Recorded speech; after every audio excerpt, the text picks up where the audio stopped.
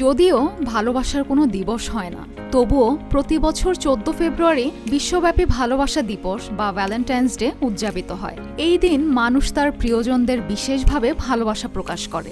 ভালোবাসা প্রকাশের অন্যতম প্রতীক হচ্ছে ফুল। ভালোবাসা প্রকাশে মানুষ তার প্রিয়জনদের এদিন ফুল উপহার দিয়ে থাকে। সে কারণে বাজারেও এদিন ফুল বিক্রি বেড়ে যায়। বর্তমানে ভালোবাসা দিবস অত্যন্ত জনপ্রিয় এবং বিশ্বের বিভিন্ন দেশে বড় আয়োজনে পালিত হয় এই দিবস। পার্ক ও বিনোদন কেন্দ্রগুলো এদিন মানুষের অন্যরকম উপস্থিতিতে পরিপূর্ণ থাকে। তবে কয়েক দশক আগেও এটি এত ব্যাপকভাবে পালিত হতো না। ভালোবাসা দিবস কিভাবে এলো এ নিয়ে বিভিন্ন মতবাদ রয়েছে। প্রাচীন রোমে 14 ফেব্রুয়ারি দেবদেবীর রানী জুনোর সম্মানে একটি ছুটির দিন ছিল। জুনোকে নারী ও প্রেমের দেবী হিসেবে পুজো করা হতো।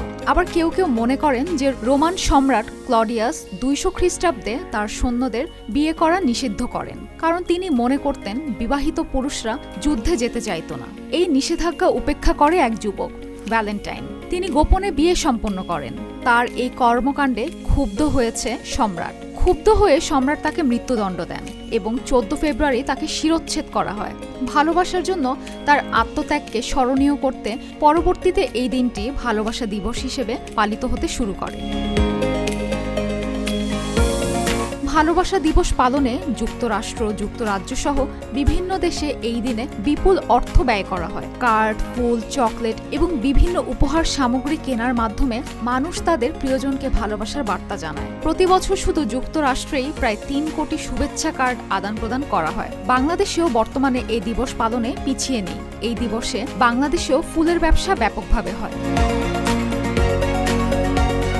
মেরিন আমিন, জিটিভি নিউজ।